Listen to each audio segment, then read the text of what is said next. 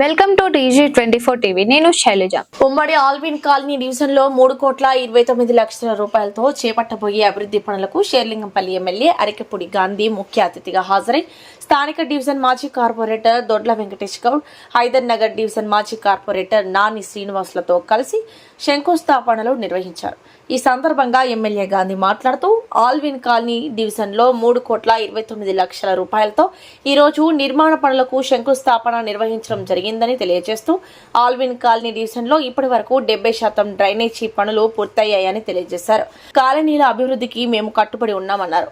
Colony వాసులు రోడ్లను ఆక్రమించి పార్కింగ్ స్థలాలుగా ఏర్పాటు చేసుకోవడం వల్ల అత్యవసర సమయాలలో అంబులెన్స్ లాంటి వాహనాలు రావడానికి కూడా ఇబ్బందులు వస్తాయని తెలియజేశారు.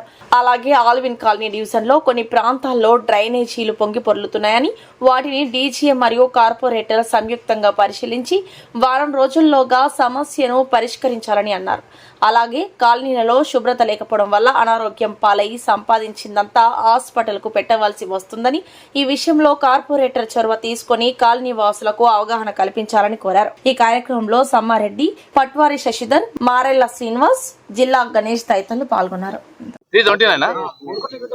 మొత్తం 9 కోట్ల రూపాయలు శాంక్షన్ అవడం జరిగింది. దానిలో భాగంగా ఈ రోజు 3,29,00,000 శంకుస్థాపన చేస్తున్నాం.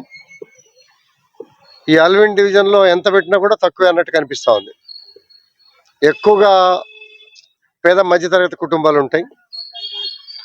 కమ్యూనిటీ హాల్ కట్టాం, పార్క్ చేస్తున్నాం. డ్రైనేజ్ వ్యవస్థ నాకు తెలిసి 70% అయింది. ఇప్పుడు కూడా నేను తిరిగా. మరి కార్పొరేటర్ గారు, డీజీఎం ప్రత్యేకంగా శ్రద్ధ పెట్టి ఈ డ్రైనేజ్ ఎక్కడెక్కడ పొంగి పొరులుతుందో వాటి మీద వితిన్ వీక్ లో రిపోర్ట్ తీసుకొని అధికారులను కూడా నిద్రమనియకుండా పనిచేయించాల్సిన బాధ్యత మన మీద ఉన్నది, గుర్తుపెట్టుకోవాలి. ఎందుకంటే 2-3 చోట్ల నల్లగా కూడా మారిపోయింది. వాటర్ కూడా వచ్చిన గల్లీలు ఉన్నాయి, శాంక్షన్లు ఉన్నాయి. ఎంతకాలం చేస్తారు, ఎన్నాళ్ళు చేస్తారు? ఇటువంటి అన్నిటి మీద ఫోకస్ పెట్టి మంచి డివిజన్ గా తీర్చిదిద్దడానికి అన్ని కోణాల్లో ప్రయత్నం చేస్తాం. ప్రజలు ఏ రకంగా కోరుకుంటున్నారో ఆ రకంగా కార్యక్రమాలు చేయడానికి సిద్ధంగా ఉన్నాం. మరి కొంత ప్రజలు కూడా డిసిప్లైన్ మెయింటైన్ చేయాలి, ఆక్యుపేషన్స్ తగ్గించాలి, రోడ్ల మీద పార్కింగ్లు తగ్గించుకోవాలి.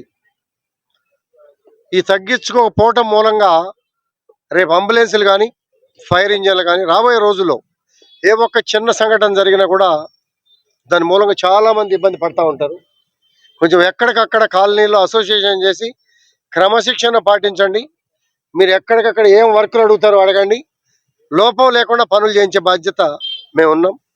ఇప్పటికే హిస్టరీలో ఎప్పుడు లేని విధంగా ఈ 10 సంవత్సరాలు ఆల్విన్ డివిజన్కి రూపురేఖలు మార్చాం. కానీ ఇంకా మారాల్సిన అవసరం ఉంది.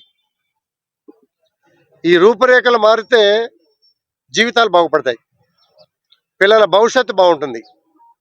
వాతావరణం మార్చకపోతే ఆరోగ్య పరిస్థితుల మూలంగా సివరేజ్ పరిస్థితులు కానీ, శుభ్రత విషయంలో కానీ కేర్ తీసుకోకపోతే మీరు సంపాదించిన డబ్బులన్నీ హాస్పిటల్లో ఖర్చు పెట్టాలి. నా మాటలు కొంచెం కఠినంగా ఉంటాయి. నేను ఉన్నది ఉన్నట్టు చెప్తా. దయచేసి పాటిస్తే మన జీవితాలు బాగుంటాయి. నా దగ్గరికి చాలా మంది వస్తారు. కళ్యాణ లక్ష్మి, షాదీ ముబారక్లు వదిలిపెడితే అవి పెళ్లిళ్ళకి ఇస్తూ ఉంటాం. సీఎం రిలీఫ్ ఫండ్లు ఏ రకంగా ప్రైవేట్ హాస్పిటల్స్లో బిల్లులు అవుతా ఉన్నాయి, ఏ రకంగా కుటుంబాలు ఇబ్బంది పడతా ఉన్నారు, కుటుంబాలను రక్షించుకోవాలని చెప్పి ఏ రకంగా తాపత్రయపడి అప్పులు చేసుకుంటా ఉన్నారు అనేది చూస్తా ఉన్నాం. వాటిని దృష్టిలో పెట్టుకున్నప్పుడు మన గ్రౌండ్ రియాలిటీ నుంచి మన ఇంటి ముందు మన కాలనీ, మన రోడ్డు శుభ్రత అనే భావంతో కార్పొరేటర్ గారు, నేను కూడా వస్తా. మీరు ప్రతి ప్రాంతాల్లోనూ కూడా పర్యటన చేయాలా, చెప్పాలా. వినకపోతే కఠినంగా వ్యవహరించాల్సింది. కఠినం ఎవరి కోసం? ప్రజల కోసం అనేది ఆలోచించమని చెప్తున్నా. 9 కోట్ల రూపాయలు శాంక్షన్ అని, ఇంకా కూడా అవసరమైతే ఏ ప్రాంతానికి అవసరమైతే కూడా తీసుకొస్తాం. ఇబ్బంది లేకుండా అభివృద్ధి చేసే బాధ్యత మేము తీసుకుంటాం.